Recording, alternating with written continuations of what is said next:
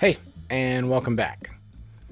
I've got a project that's almost finished here, and I didn't really intend on making a video about this, but I thought it might be helpful to some of you out there who have these old vintage Gretsch drums and want to find ways to make them more usable for today's modern drummer. To me, the big flaw with these round badge era drums is typically the throw-off.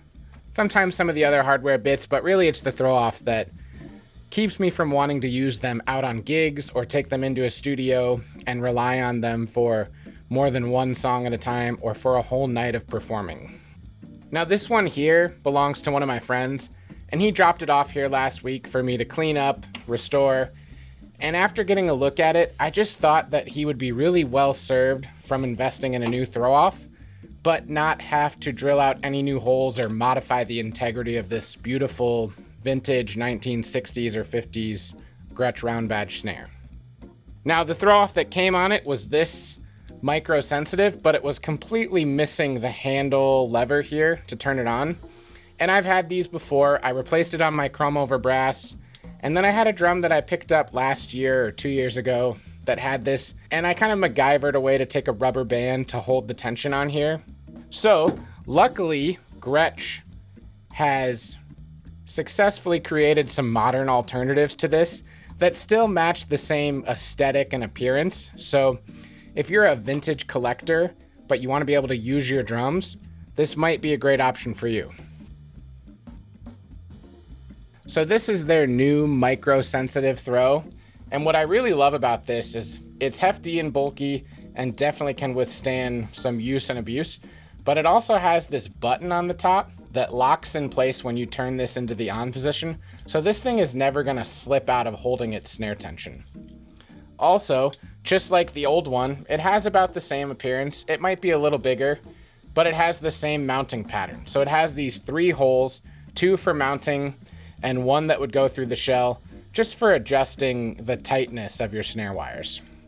Now this part comes in at $95 or so, at least when we ordered it from Drum Center at Portsmouth. So it's kind of an investment, but like I mentioned, this drum was free, so I think he should be more than willing to invest in this to make this drum usable for him. Now this one wasn't as much of a requirement, but the butt plate on this micro sensitive throw-off is also pretty interesting. This one here was fine, and we didn't really need to replace it, but when I saw that this part is only about $30 to $35 for the new modern equivalent, I recommended it to him and he was more than happy to throw down. It's a nice single point mount, so it's just 1 hole here, but I think these fittings are a lot better. And again, it has the drum key attachment here for securing on your snare straps or cord.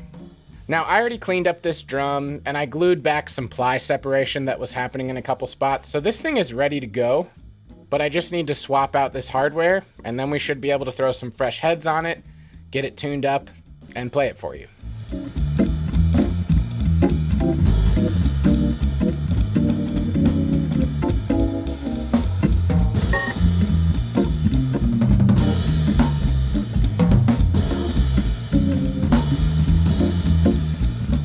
That was super easy. I've had the modern replacement for the Ludwig throw-off, the P85, and the modern P88. And sometimes the screws they include with it are too thick for the holes that are on vintage Acrylites or Superphonics, so I have to drill them out. This worked perfect. And as I was tightening everything up, it just feels so much more durable. So I'm really excited to see how this drum sounds now that we have some workable hardware for it. Before I get the heads on, I'm gonna add a little bit of this drum dial bearing edge conditioner. I don't think this is something you need to do every time you change heads, but I just think on these older drums where the wood is really dried out over time, it's nice to lubricate them and smooth them out a little bit.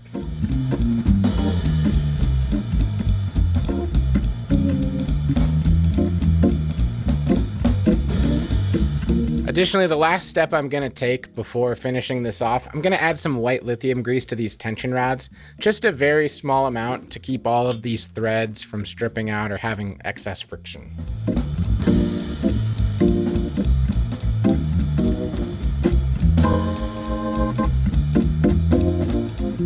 And now for the bottom side, I'm just going to do another round of this bearing edge conditioner and just try to work it in.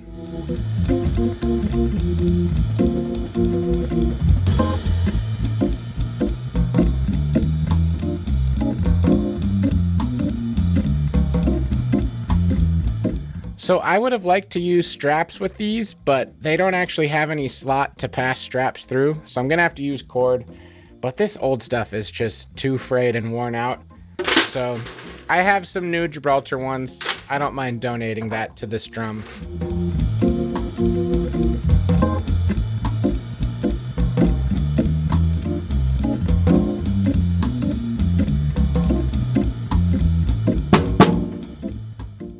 All right, so it's all done.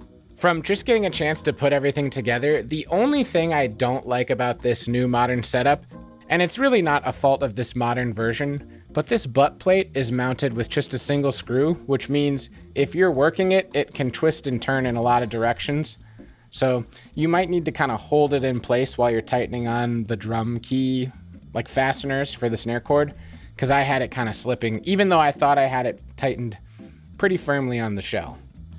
Yeah, this thing looks beautiful. It sounds like a drum. I really haven't tuned it up too much yet, other than just getting everything on there. But it's got the internal muffler.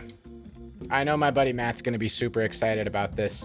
I'm gonna go ahead and take it into the studio and put a little demo together for you guys, but I just wanted to put together this video to show you an option if you have one of these vintage drums where you might be able to get a little bit more mileage and use out of it by investing in just one simple upgrade that doesn't even require you to ruin the integrity of the shell. So I think this is going to be awesome. Let's go hear it.